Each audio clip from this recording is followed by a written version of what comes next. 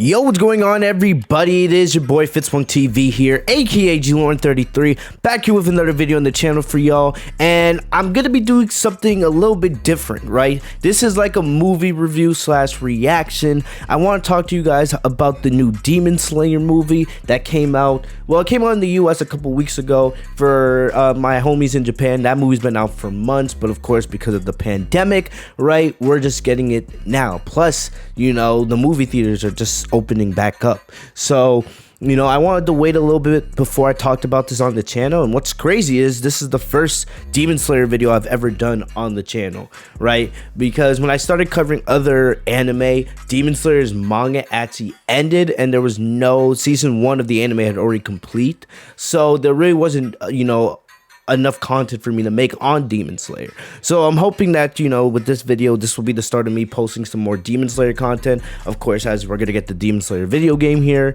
in the summer, and we got Demon Slayer season 2 on its way. But, you know, I want you guys to, you know, chill out, you know, grab a can of Sprite, you know, grab an apple, sit down and just listen to me.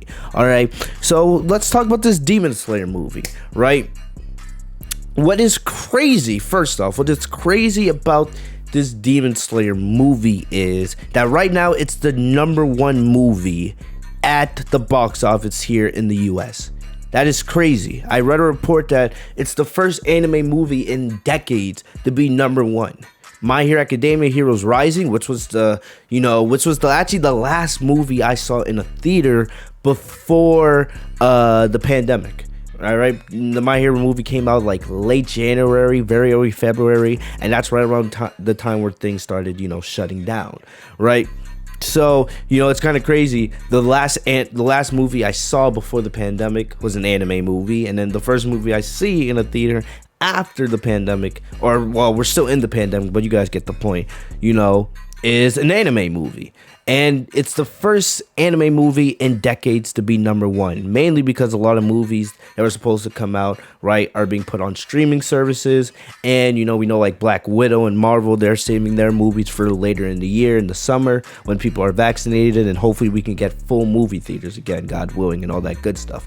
But it's still crazy. Remember, Heroes Rising, right, that movie was at #1. Dragon Ball Super Broly, you know, especially when Dragon Ball is probably the most popular anime in pulp culture here in the US, that movie was at #1, right? And Demon Slayer is just breaking all of the records. So to see that an anime movie, no matter the circumstances, to see that an anime movie is #1 at the box office in the country, you know, that is beautiful to see, you know.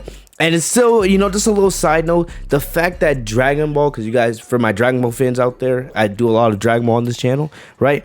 The fact that Dragon Ball still hasn't returned, you know, in an anime or movie sense, right? Dragon Ball Super, you know, with all the success that we're seeing anime have here in pulp culture in the US, it's just kind of crazy to me. Like, what are they doing over there, you know, with Dragon Ball Super? But anyway, back to Demon Slayer. So now getting into the movie itself, right? I've read the entire Demon Slayer manga, but I kind of forgot about it because Demon Slayer's manga ended, you know, it hasn't been a year yet, but it's getting there. It's been maybe like, what, 8 months, something like that. So it's been a while since I've looked into this arc, and they covered the entire arc in this movie, and honestly they did a beautiful job of doing that. If this was done in the anime, right, if they had started Demon Slayer season 2 like this, because I don't expect them to adapt the movie into the anime, because why would they? That would be a waste of time, right? And it would take away from the legacy of that movie. Just look at Dragon Ball Z Resurrection F and the way they did in Dragon Ball Super, right? You know, if they did in the anime, it would probably be about, let's say, 6, maybe 7 episodes. But the fact here, they did it in about an hour, 40 minutes here, you know, in the movie, and it was done beautifully. It didn't feel rushed. But me being an anime guy, I could kind of see, you know, if they had done it in the anime, where this episode would end and where they would go, you know, how they would have broke it up if they had made it into an anime arc. But still, the movie went by pretty quickly. It was beautiful, right? Some of the most beautiful, breathtaking animation that I've seen, right? It's just crazy how beautiful animation gets. You know, I think about Heroes Rising and that final scene scene with Deku, Bakugo, and Nine. You know, I thought, damn, how are future anime movies gonna, you know, pick up on that? The entire Dragon Ball Super Broly battle with Goku and Vegeta versus Broly, that animation is breathtaking. But some of the animation here, man, woo! And there is a little bit of CGI here and there, but you know, it's not to the point where you can't, you know, get past it. It's not unbearable, right? But the animation here, especially during some of those fight scenes, especially at the end, is absolutely amazing. So the pacing is good, the animation is good, the soundtrack is one of the best soundtracks I've heard to a movie in a long time. I love it. Hopefully I can get my hands on the soundtrack, you know, and use that maybe for some future videos, you know, without getting copyright, of course, because man, the music was phenomenal, right? So we talked about animation, we talked about music, we talked about pacing, right? The story, like I said, the story was done correctly. So now let's talk about these characters, and this is where we're gonna get into some minor spoilers, right? So, you know, there will be some major spoilers, but you know, I'll warn you guys beforehand. I don't want to make this video too long, but all right, let's get into the main cast. Tanjiro, of course, right? Tanjiro, he is the star of this movie. At least, you know, there's, you know, all right, I'll say this. Tanjiro's, you know, is in a lot of this movie. He gets the most screen time. It makes the most sense, right? He's the face of this franchise. You know, he's the main star. He's the protagonist. All that good stuff. There is a lot of Tanjiro in this movie, especially the first half, right? There's some flashbacks here with Tanjiro and his family. There's also like a little dream sequence there, and that stuff gets you emotional, right? You could tell that they're really trying to pull on the heartstrings there with those Tanjiro family moments, right? Because, you know, part of his character arc in this movie is him finally letting go of the past and him having to move, you know, forward as a demon slayer and protecting Nezuko and all that good stuff. So that stuff's gonna pull on your heartstrings. And the first half of this movie, man, is mainly Tanjiro, right? The second half, he does appear a lot as well, but the second half of this movie, easy, the MVP goes to Rengoku, right? Rengoku, I know he has Goku, you know, half his name is Goku, like, you know, the character from Dragon Ball, and he does have some similarities to the character of Goku. Like at the beginning of the movie, you know, he's like eating on the train, and then every bite he takes, he's like, delicious, depending on if you saw it dubbed or sub. Go see it subbed, man, because, you know, I love my, you know, love my Japanese subtitles, right? You know, unless it's like Dragon Ball or My Hero or Naruto, man, it's always subbed for me. But you know, he does have some similarities to Goku, but man, do I love this character. You know, he at first when you look at him, he seems very simple-minded, right? He's always looking ahead and, you know, taking care of business. But when you really analyze the character and you see, you know, his relationship with his father and his brother and where that leads him here at the end of this movie, you know, he's a tragic character. He's a tragic hero for sure. And the end of this movie with Rengoku, it hits hard. Like I went back to the manga just to compare it, and man, you know, when I first read that arc in the manga, it didn't hit me as deep as the movie did, because they really spend like the last 30 minutes of the movie, it's all really Rengoku, really. And they did a beautiful job, like, because that 30 minutes flies by. It really does. And he's definitely the MVP of this movie. So I would say the first half is Tanjiro, the second half is Rengoku, right? And Rengoku's easy my MVP. Beautiful stuff with him. The other character, right? Nezuko, she shines. You don't really see Nezuko till about halfway through, but of course, you know, when you do see her, she's cute Nezuko, right? She's bubbly, and you know, she does play an important role with the battle on the train. So, you know, I wish we did get a little more of cute Nezuko, but you do see her in the flashbacks and the dream sequences of, you know, the other characters, especially Zenitsu, right? Zenitsu, he's the character that probably had the least amount of screen time. I do wish we got a little bit more of him, right? He does provide that comedic relief at the beginning here, but, you know, once we get into the main fight, he doesn't do much. He does have, of course, a big moment where, you know, he does show us his full power, but that's about it. If there's one character I wish we got more of in this movie, it would be Zenitsu, right? Next up, Insuke. Insuke, right? He shines. He would probably be the second MVP. It's too easy to give, you know, the MVP to Tanjiro because he's the star of the movie. He's the main character. Of course, he's gonna get his moments to shine. But Rengoku and Insuke really shine here. He does provide that comedic relief like he always does. But when he is in battle, right, and he has a couple of serious moments in this film, it really hits deep. And I really love how they did Insuke in this movie. I'm glad he didn't really get the side treatment, right? If they had focused too much on Tanjiro and Rengoku, it would have bothered me. I like how Insuke plays, you know, kind of like that third wheel, you know, and he plays it perfectly. I really love what they did with Insuke. You know, my only real negative is I wish we got a little more in Nezuko and Zenjitsu, but, you know, I'm probably saying his name wrong anyway, but still, you guys get the point, right?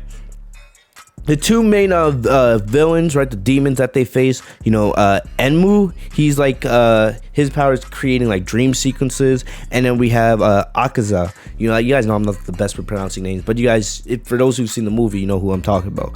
You know, Enmu, he's the first half. He mainly goes up against Tanjiro, and then Akaza, he's the strong demon that Rengoku goes up against in the final battle of the movie, right? And for the most part, you know, I liked Akaza a little bit more than Enmu, right? You know, I feel like they could have added a little bit more depth to these characters, but we're gonna see Akaza. You know, for those who have read the manga, you know that Akaza, you know, returns a little bit later on. And remember, this is all, they're like, you know, minions of the, you know, the big villain here, right? The big demon, the king of the demons, Muzan, right? And for those who have read the manga, you know where the story's going and how crazy Muzan is. So I'm not gonna say too much because I don't want to spoil the future for, you know, Demon Slayer season 2 and all that. But I would say I like Akaza more as a villain than Enmu. But, you know, let me just speak on the battle scenes really quick, and this is where there'll be a little bit spoilers, right? Like I said, the movie's fantastic. You know, it's not the great, I'm not gonna sit here and say it's the greatest anime movie of all time because you know, I'm kind of biased towards Dragon Ball and My Hero, so I don't want to say that, but it is worth seeing in theaters if you have the chance, right? If you guys, you know, going back to the theaters for the first time in over years because of this pandemic, getting to see that, you know, movie, especially an anime movie, something that I'm very passionate about, as you guys know here on the channel, right? It is worth seeing. The animation, you know, the final battle, everything like that. It's beautiful. It's beautiful. And I really like that, you know, they did a good job of balancing the fights with the dialogue, you know. Because they could easily, you know, give you too much action and not too much dialogue and story. But they do a really good job, especially in the final battle, of separating dialogue and action. Really good job. But yeah, I would say go see this movie if you guys haven't already, man. And let me know, for those who have seen the movie, without spoiling those who haven't, let me know in the comment section your thoughts. But I want to talk about the final battle really quick, and, you know, just it's a major spoiler for the movie. So for those of you guys who don't want to be spoiled, I would suggest you click off the video now. But I'm gonna try to make this quick, right? You know, after, you know, they take care of Enmu, right? Tanjiro and Insuke come together to defeat him, you know, and the rest of the characters play, you know, supporting roles in that. We see Akaza come, and he fights Rengoku. The battle is absolutely amazing. And at the end, you know, Rengoku does his best, but he falls. And right as he's about to fall and pass away, right, we see the sun come up and Akaza runs away because, of course, you know, demons can't be in the sun. So he runs away, and then Tanjiro goes after him and throws his sword at him, which hits him right in the chest, but he's already, you know, back in the forest. So you could say in a way that Akaza had won. And the thing about it is, if the sun hadn't come up, Akaza would have, you know, not only killed Rengoku, he would have killed Tanjiro, he would have killed Insuke. They would have had no choice. Rengoku was the only one that could have faced Akaza, and still he was no match for him. But still, man, the final battle is absolutely beautiful. It pulls on your heartstrings, and then the speech that Rengoku gives Tanjiro, you know, as he's about to die, man, and he passes away smiling with his head bowed. It really pulls on the heartstrings, and you could see that it's gonna stay with Tanjiro going forward in the season 2 and beyond as the anime comes back, right? So definitely, like, I would say, just go see this movie just for that final battle with Rengoku, and, you know, seeing, you know, how they, you know, how he passed away and all that. It's a sad death because it's tragic, but the thing about it is he passes away happy, because you get to see a flashback of him talking to his mom, and, you know, we find out that the reason why he's so strong is because he's meant to protect others. And the fact that nobody on the train, you know, passed away, and they were able to defeat the main demon that was causing all the casualties on the train, you know, Rengoku fulfilled his mission, right? And that's what matters, and that's gonna strengthen Tanjiro to keep going, to keep getting stronger, so that he can be like Rengoku in the future of the franchise and stop demons, save Nezuko, and all that good stuff. And I really enjoyed that. Right, Rengoku is easily the MVP of this movie, and you guys should go see this movie just for that. That final battle hits deep. It really does. You know, I love anime final battles. I don't want to, you know, rank that, or, because, you know, I've seen so many of them, but definitely that's one that I'm going to think about for a long time. It's probably my favorite Demon Slayer battle, right? Everyone thinks of, you know, the battle with Nezuko and Tanjiro, I think from episode 16, if I'm correct.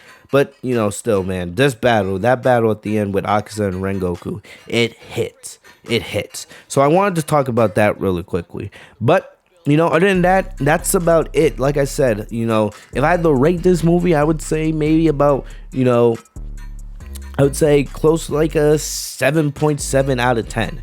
Really, it sets up everything perfectly for season 2, right? With season 2, episode 1, they said honestly just pick up from the end of that movie and keep going with, you know, the direction that the manga goes in. It's perfectly done, man.